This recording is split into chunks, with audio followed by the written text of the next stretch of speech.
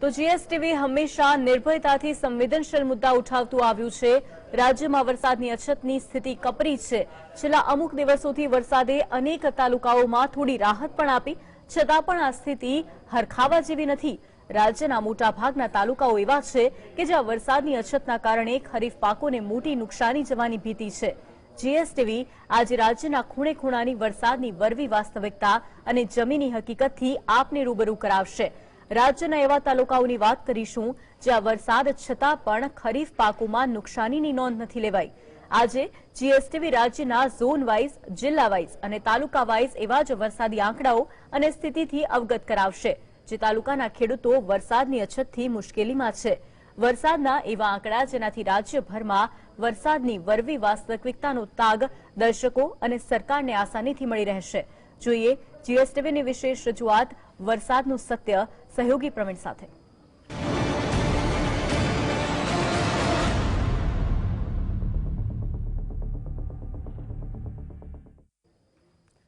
નમસ્કાર, હું પ્રવીણ। વરસાદના સત્યના ફાઇનલ ચેપ્ટર સાથે હું પ્રવીણ। અત્યાર સુધી વાત કરી ઉત્તર ગુજરાત, કચ્છ, સૌરાષ્ટ્ર, મધ્ય ગુજરાત, હવે દક્ષિણ ગુજરાતની વાત, કેમ કે 31 ઓગસ્ટ સુધી છેલ્લા 2-3 દિવસમાં વરસાદ છે, પણ અછતના કારણે જે તાલુકાએ સૌથી વધુ ભોગવ્યું છે અને ભોગવવાનો વારો આવશે એવા તાલુકાની દરેક ખૂણે ખૂણાની વાત કરી અત્યાર સુધી, અને ત્યાંથી એક વાત કોમનલી સામે આવી કે સરકારી આંકડા પ્રમાણે જો આટલી સ્થિતિ વિકટ હોય, રાજ્યના 102 તાલુકામાં 31 ઓગસ્ટ સુધી 10 ઇંચથી ઓછો વરસાદ હોય, તો નુકસાનીનું આંકલન આખરે સરકાર કે જે તે મુખ્યમંત્રી કિસાન સહાય યોજના કે એસડીઆરએફ મુજબ કઈ રીતે કરશે, તંત્ર કેટલું કામે લાગેલું છે, અને એ જ ઉજાગર કરવા માટે વરસાદનું સત્ય એક્ઝેક્ટ જે આંકડા છે એ પણ દર્શકો સામે, સરકાર સામે, સરકારી આંકડા છે પણ સરકાર સામે રાખવા જરૂરી છે। રાજ્યના દરેક જિલ્લાના અછતગ્રસ્ત તાલુકા જે છે, જે વિસ્તારો છે, તે ઝોન વાઇઝ, જિલ્લા વાઇઝ, તાલુકા વાઇઝ તમામનું વિશ્લેષણ કરીશું। જમીની વાસ્તવિકતા શું છે તેનો પણ અંદાજો લગાવવાનો પૂરો પ્રયાસ કરીશું। તાર કેટલો મેળવશે સરકાર, અને સાથે સાથે અત્યાર સુધી જેની વાત કરી એ તમામ જગ્યાએ તો સ્થિતિ ખરાબ છે। દક્ષિણ ગુજરાતમાં ચલો ઘણી જગ્યાએ ચેરાપુંજી જેવો વરસાદ થાય છે, ગુજરાતનું ચેરાપુંજી પણ ગણાય, પણ ત્યાં પણ 40 થી લઈને 50% સુધી વરસાદની ઘટ છે। જૂજ તાલુકા છે દક્ષિણ ગુજરાતમાં, તાલુકામાં અછત છે અથવા તો 10 ઇંચથી ઓછો વરસાદ છે આ સિઝનનો, તો તે તાલુકાનો અવાજ બનવું એ પણ અમારી ફરજ છે। દક્ષિણ ગુજરાતની વાત કરીશું, અને દક્ષિણ ગુજરાતનો ભરૂચ જિલ્લો, ભરૂચ જિલ્લાના 3 તાલુકા આમોદ, જંબુસર અને ઝઘડિયા। આમોદમાં 27.74% વરસાદ છે, 139 મીમી એટલે કે 5 ઇંચ જેટલો વરસાદ 31 ઓગસ્ટ સુધી પડ્યો। જંબુસરમાં 142 મીમી 25.02%, અને ઝઘડિયામાં 170 મીમી 23.34%। એટલે કે આમોદમાં સ્થિતિ વિકટ છે। જ્યાં સુધી ભરૂચની વાત કરીએ તો આ અછતના કારણે જમીનની સ્થિતિ શું છે તે પણ જાણવું જરૂરી છે। તો ભરૂચ જિલ્લાના 3 તાલુકા જે 31 ઓગસ્ટ સુધીમાં સરેરાશ એક તો જિલ્લાનો 47.4% વરસાદ છે, એટલે કે 50%થી વધુ વરસાદની ઘટ છે, અને આ સ્થિતિમાં 3 તાલુકામાં 10 ઇંચ કરતા ઓછો વરસાદ પડ્યો છે, તો ત્યાં સ્થિતિ શું છે એ પણ જાણવાનો પ્રયાસ કરીશું। વધુ એક જિલ્લો દક્ષિણ ગુજરાતનો તાપી, અને તાપીનો માત્ર એક તાલુકો છે અછતમાં, પણ એ તાલુકાની વાત કરવી પણ જરૂરી છે, કેમ કે આજે જીએસટીવી ગુજરાતના ખૂણે ખૂણાની વાત કરી રહ્યું છે કે જ્યાં અછત છે, અછત જેવી સ્થિતિ છે અને નુકસાની છે। તાપી જિલ્લાનો ઉચ્છલ તાલુકો માત્ર 167 મીમી વરસાદ, 15.91% વરસાદ, એટલે કે 86% જેટલી વરસાદની ઘટ, 85 થી 86% વરસાદની ઘટ। આ આંકડાઓ જાણીએ તમને એવું થતું હશે કે માત્ર બાકી બધા તાલુકા ક્યાં છે દક્ષિણ ગુજરાતના, તો ભરૂચમાં 47.4% સરેરાશ વરસાદ છે ઓવરઓલ જિલ્લામાં, નર્મદામાં 51.48, તાપીમાં 41.93, સુરતમાં 55.13, નવસારી 58.20, વલસાડ 61.09 અને ડાંગમાં 43.14। તો વલસાડ, સુરત, નવસારી અને નર્મદા આ 4ને બાદ કરી દઈએ તો બાકીના જે તાલુકાઓ છે ભરૂચ, તાપી અને ડાંગ, આ ત્રણેય જગ્યાએ ઓછો વરસાદ છે। સોરી, આ તમામ જિલ્લાઓમાં ઓછો વરસાદ છે દક્ષિણ ગુજરાતમાં। તો સ્થિતિ શું છે દક્ષિણ ગુજરાતની? ખેડૂત સમાજના પ્રમુખ જયેશ પટેલ આપણી સાથે જોડાશે। અને જયેશ પટેલ, સ્વાગત છે આપનું જીએસટીવીમાં. જયેશભાઈ, આમ તો સૌરાષ્ટ્ર, કચ્છ, ઉત્તર ગુજરાત, મધ્ય ગુજરાતની વાત કરી, થોડી સ્થિતિ સારી છે, છતાં પણ વરસાદની ઘટના કારણે દક્ષિણ ગુજરાતમાં શું સ્થિતિ છે, વર્તમાન આયોજન અને આગામી આયોજન? જી પ્રવીણભાઈ, આ ખૂબ ખેડૂતોને સ્પષ્ટ મુદ્દો જીએસટી દ્વારા ઉપાડવામાં આવ્યો છે. એ બદલ હું જીએસટીવી નો આભાર માનું છું અને ખૂબ જરૂરી છે, કારણ કે દક્ષિણ ગુજરાતના જે ભરૂચથી લઈને ડાંગ સુધીના જે જિલ્લાઓ છે, ભરૂચ, નર્મદા, સુરત, તાપી, નવસારી, વલસાડ અને ડાંગ, આ તમામ જિલ્લાઓમાં 40 થી લઈને 65% સુધીની વરસાદની ઘટ છે. વલસાડમાં સૌથી વધુ વરસાદ નોંધાયો છે, એ પણ 61% છે, એટલે લગભગ 39% વરસાદની ઘટ છે. એટલે આમ જોવા જઈએ તો દક્ષિણ ગુજરાતના પણ સમગ્ર જિલ્લાઓમાં વરસાદની ગુજરાતની જે પરિસ્થિતિ છે એના કરતા થોડી સારી પરિસ્થિતિ છે, પરંતુ ઘટ તો સમગ્ર દક્ષિણ ગુજરાતમાં છે. જ્યાં સુધી ખેડૂત અને ખેતીના પાકને લાગે વળગે છે ત્યાં સુધી ભરૂચ જિલ્લામાં લગભગ અછતની પરિસ્થિતિ જાહેર કરવી પડે અને અનાવૃષ્ટિ જાહેર કરવી પડે એવી પરિસ્થિતિ છે, બે કારણોને લઈને.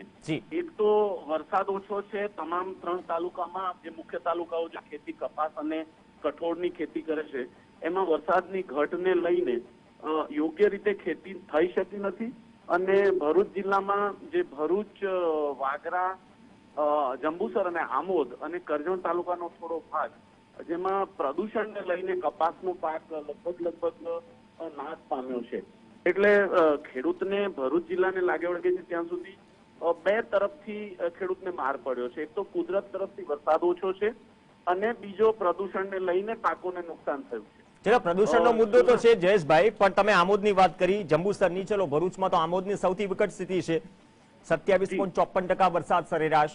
તો આ સ્થિતિમાં તો ચલો આમ કમ્પેર કરશે ને, આ તો સરકારી આંકડા છે કે સૌરાષ્ટ્રમાં ચલો એના કરતા તો દક્ષિણ ગુજરાતમાં સારું છે, કચ્છ કરતા સારું છે, પણ સ્પેસિફિક દક્ષિણ ગુજરાતના એવા ભાગ જ્યાં વાવેતરની દ્રષ્ટિએ એક તો પહેલી વાત કે વરસાદની ઘટ છે, તો નુકસાની ખરેખર આપણે જો ટકાવારી પણ કાઢીએ તો આ સ્થિતિમાં એ અંદાજ લગાવવાનું શરૂ થઈ ગયું છે જમીની સ્તર પર કૃષિ અધિકારીઓ, કૃષિ નિષ્ણાંત દ્વારા?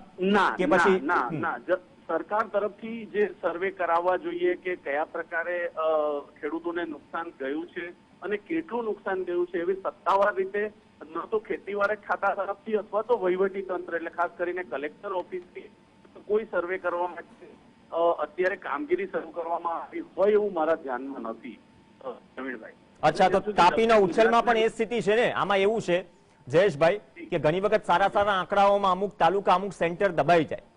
આપણે ભલે દક્ષિણ ગુજરાતમાં સરકારી આંકડા મુજબ માત્ર 4 તાલુકા, ભરૂચના 3 તાલુકા, દક્ષિણ ગુજરાતનો તાપીનો એક જ તાલુકો, 4 તાલુકા છે, પણ 4 તાલુકામાં જો સ્થિતિ વિકટ હોય તો લાગે છે કે નાના પોકેટ્સ પર પણ વધારે ફોકસ થશે અને જે તાગ છે એક્ઝેક્ટ એ મેળવવાનો પ્રયાસ થશે. આજે રેઇનફોલ મોનિટરિંગ જે થાય છે તે તાલુકા કક્ષાએ એક મોનિટરિંગ સ્ટેશન બનાવેલા છે અને ત્યાંનો મોનિટર કરવામાં આવે છે, પણ તાલુકાનો વિસ્તાર 100 વર્ગ કિલોમીટર કે 150 વર્ગ કિલોમીટર ની અંદર પ્રસરેલો હોય, એટલે આ વર્ષે વરસાદની જે પરિસ્થિતિ છે કે જ્યાં વરસાદ પડ્યો છે ત્યાં સતત પડ્યો છે અને નથી પડ્યો ત્યાં નથી પડ્યો. એટલે સુરત જિલ્લાના જે તાલુકાઓ છે એ તાલુકા પ્લેટ્સનું રેનફોલ મેજર કરે છે, પણ ગામડાઓની પરિસ્થિતિ, એકચ્યુઅલી પરિસ્થિતિ ગ્રાઉન્ડ લેવલની દક્ષિણ ગુજરાતમાં પાકની જે ઉપજ મળવી જોઈએ ખેડૂતોને એટલી મળશે નહીં, કારણ કે દક્ષિણ ગુજરાતને લાગે વળગે છે ત્યાં સુધી ડાંગર અને શેરડીના મુખ્ય પાકો છે. સુરત જિલ્લાના, તાપીના, વલસાડ અને નવસારીના. ત્યાં તો વરસાદ ઓછો છે, એને લઈને ડાંગરની પાકની ઉપજ ઓછી થશે અને આ પ્રકારના જે સર્વે થવા જોઈએ એવા કોઈ સર્વે કરવામાં આવતા નથી.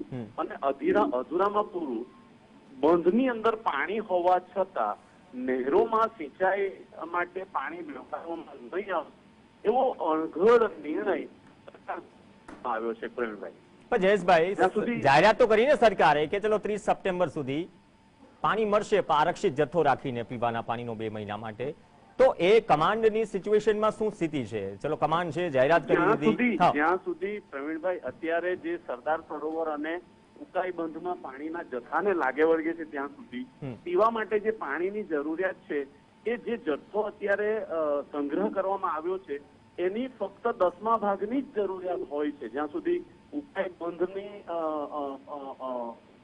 અચ્છા ક્વોન્ટિટીને લાગે વળગે છે ત્યાં સુધી અત્યારે 330 ફૂટનું લેવલ છે અને 330 ફૂટ પ્રમાણે મારું એવું માનવું છે કે 5000 MCM કરતા વધારે પાણીનો જથ્થો ઉકાઈ બંધની અંદર છે.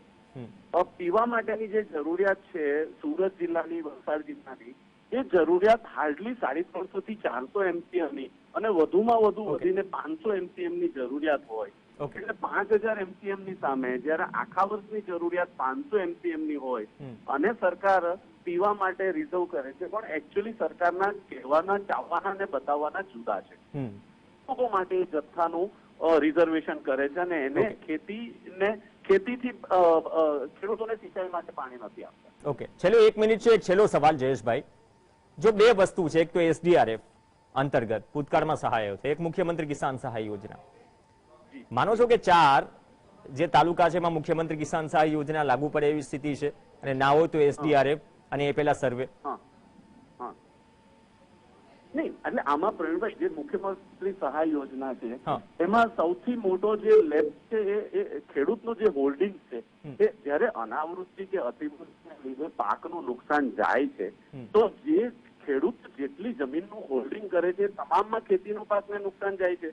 સરકાર જે જાહેરાત કરે છે કે 2 હેક્ટરની મર્યાદામાં કે 3 હેક્ટરની મર્યાદામાં જ કમ્પેન્સેશન આપે છે, એટલે જેની પાસે મર્યાદા કરતા વધારાનું હોલ્ડિંગ છે પરિસ્થિતિ થાય છે કે ખર્ચો તો એને કરી દીધો છે અને કમ્પેન્સેશન આપવાની વાત આવે ત્યારે મર્યાદામાં કમ્પેન્સેશન ચૂકવવાનું આવે એટલે ખેડૂતોને તો ન મળ્યા બરાબર જ હોય છે. ઓકે ઓકે, ધન્યવાદ જયેશભાઈ. જીએસટીવી સાથે જોડાવા બદલ. તો દક્ષિણ ગુજરાતના આ 4 તાલુકા તો છે જ, પણ સાથે સાથે 4 તાલુકા સિવાય જ્યાં પણ અછત છે તો અમારો પ્રયાસ હતો કે એ નામો પણ મૂકવા, સરકારી આંકડા સરકાર સામે મૂકવા, દર્શકો સામે મૂકવા, તો સ્થિતિ ખબર પડે કે વાસ્તવિક સ્થિતિ શું છે, વરસાદનું સત્ય શું છે. તો દરેક ઝોનની વાત કરી 12 વાગ્યાથી 4:30 વાગ્યા સુધી, દરેક ઝોનની વાત કર્યા બાદ આજે 6 વાગે મળીશું ગુજરાતનું 360 ડિગ્રી વિશ્લેષણ, વરસાદનું જે સત્ય છે, ઓવરઓલ નિચોડ શું નીકળે છે તમામ ઝોનમાંથી, ઓવરઓલ ગુજરાતમાંથી, અછતનો, નુકસાનીનો અને તેની સામે સરકારની તૈયારી કેટલી અથવા પ્લાનિંગ શું, અને પ્લાનિંગ મુજબ પ્લાનિંગ કેટલું વેલા મોડું અને સમયસર. પાણી ઓક્સિજન છે તો એ પણ સમયસર પહોંચવું જોઈએ, એ જ પ્રાયોરિટી સાથે 6 થી 7 ગુજરાતમાં પાણીની સ્થિતિ શું તે વિશે વાત કરીશું. નમસ્કાર.